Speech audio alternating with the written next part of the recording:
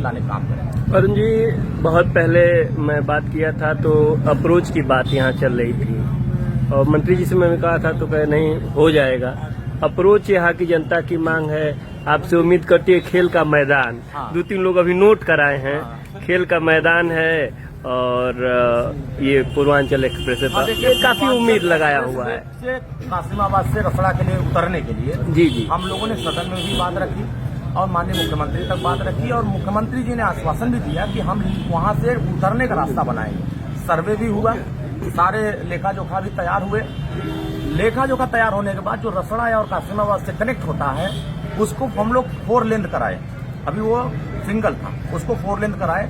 Budget प्रस्ताव बना, जब वो पूरा कंप्लीट होते हुए यहाँ बढ़ेगा तो इसको ढलान के रूप में बनाया जाएगा। ये प्रस्तावित है, इस पे पैसा भी स्वीकृत लगभग होने जा रहा है। ये काम होगा, आज नहीं तो कल ये काम 100% होगा। तो खेल का मैदान भी जरूर आपसे जनता कह रही है। मैदान के लिए हमने बहुत बार पहले प्रस्तावित मांगा था कि प्रस्ताव यही बगल में जो डाक बंगले के बगल में जो जमीन है इस पे घरवार कला के आसपास ही लोग कह रहे थे। घरवार कला के पास हमने कहा कि वो कुछ जमीनों का हमको मिल जाए।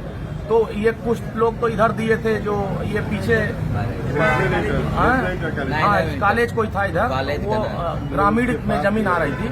जमीन न उपलब्ध होने की वजह से दिक्कत क्या है कि जितना जमीन सरकार को चाहिए उतनी जमीनें उपलब्ध नहीं होने की वजह से प्रस्तावित नहीं हो पा रहे हैं। हम प्रयास कर रहे हैं, एसडीएम साहब से हमने कहा है कि ऐसी जगह पर चयन करिए जहां मानक के अनुसार वो जमीन उपलब्ध हो जाए। उसी जमीन उपलब्ध होने के बाद आगे की कार्रवाई हम लोग कर लेंगे। अरे सरकार हमारी, मंत्री हमारे, तो हमारा काम नहीं होगा क्योंकि जमीन नहीं है। जमीन हमें उपलब्ध हो जाए, हम प्रयास कर रहे हैं। डीएम साहब बदल गए हैं, फिर से बात करेंगे कि यहाँ के एसडीएम साहब से कहिए कि कहीं बेहतर जगह वो शायद 6 एकड़ जमीन मांग रहे हैं। अगर जमीन उपलब्ध हो जाता है तो आगे कार्रवाई चालू कराते हैं। अब एक आखिरी सवाल पहलगांव पे।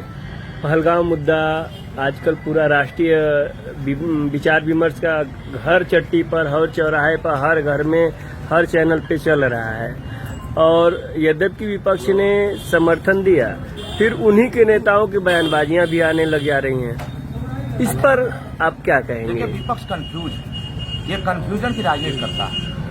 इस देश में जब आतंकवाद की मुद्दा आता है तो आतंकवाद पर राजनीति नहीं होनी चाहिए। देश की सुरक्षा का जब मसला होती है तो उस पर राजनीति नहीं होनी चाहिए। ये विपक्षी हर मुद्दे पर राजनीति लाते हैं। जब जाति जनगणना आया तो उसको पहलगाम से जोड़ दिया कि जब पहलगाम का मुद्दा ध्यान भटकाने के लिए जाति जनगणना आया। अभी हम लोग पहलगाम कर दिए होते तो कहते जाति जनगणना नहीं कराना चाह रहे। ये एक सिक्के के 2 पहलू नहीं हो सकते। आप पहलगाम का मुद्दा अलग है। पहलगाम में मुसलमान, स्थानीय मुसलमान बचाने वाले थे। अगर पर्यटक वहां न जाएं तो वहां के रोजगार नहीं चलेंगे। मैं भी पहलगाम गया था, जिस जगह घटना हुई थी मौके पर मैं 6 महीना पहले गया था और ये सही बात है कि उस चोटी पर जिस जगह पर मिनी स्विट्जरलैंड बोला जाता है उस जगह पर सुरक्षा नहीं था उस समय, और उस समय स्थानीय पुलिस नहीं थी। नीचे प्रशासन के लोग थे, जो आर्मी के लोग थे। मैंने वहां 2-4 आर्मी के लोग खड़े थे, मैंने वहां पूछा कि ऊपर उतने बड़ी संख्या में लोग जाते हैं, वहां सिक्योरिटी क्यों नहीं होती है? तो वो कहे कि ये ऊपर का मसला है। हमने कहा ऊपर के मसला है तो ऊपर वाले से तो हम कह नहीं पाएंगे अभी, क्योंकि यहाँ हम आप लोगों से कह रहे हैं तो इसकी समस्या का समाधान कैसे होगा? तो उन्होंने कहा कि ये ऊपर के लोग तय करते हैं कि कौन किस जगह ड्यूटी करेगा। तो हमने कहा ठीक है। उस समय ऐसा अंदेशा नहीं था कि इस तरह की घटना हो जाएगी, लेकिन ये घटना दुखद है। देश के लोग आक्रोशित हैं। इस तरह की घटनाएं पाकिस्तान के मुसलमानों ने किया है। वो शरीयत को मानते हैं। शरीयत में कहीं किसी निर्दोष को मारने का पावर नहीं है।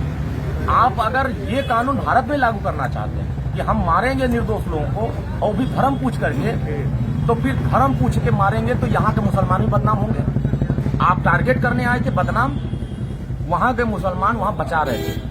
जितने पर्यटक गए थे वहां के मुसलमान स्थानीय अपने होटलों में रोक रहे थे, खाने पीने का इंतजाम कर रहे थे, घोड़े पर बैठा के नीचे उतार रहे थे, अपने पीठ पर लाद के उतार रहे थे। तो एक तरफ वहां के स्थानीय मुसलमान बचाने में लगे थे और पाकिस्तान के लोग बदनाम करने में लगे थे। तो इनका मुंहतोड़ जवाब मिलेगा। विपक्ष के लोग घबराए नहीं, कतई नहीं घबराए। हमारी जल सेना, हमारी वायु सेना और हमारे आर्मी अब पूरी तरीके से पीओके जो है और पाकिस्तान की जो आर्मी, जो काफी शहीद आतंकवादियों का सरगना, जो ये गैंग बना करके ट्रेनिंग देता है आतंकवाद को बढ़ाने का। एक ही देश नहीं, पाकिस्तान से कई देश नाराज हैं। ये भिखारी हो जाएंगे। अभी तो सिंधु जल समझौता पानी रोका गया है, अभी ये खाने के लिए तरसेंगे, ये चलने के लिए तरस जाएंगे, कुछ नहीं मिलेगा इनको, भूखमरी कगार पर आ जाएंगे। ये अपनी चिंता नहीं कर रहे हैं। आतंकवादियों को उसी जवाब दिया जाएगा जिस तरीके से निर्दोष को मारे। हमारे गृह मंत्री ने स्पष्ट कहा है, हम किसी को छोड़ेंगे नहीं।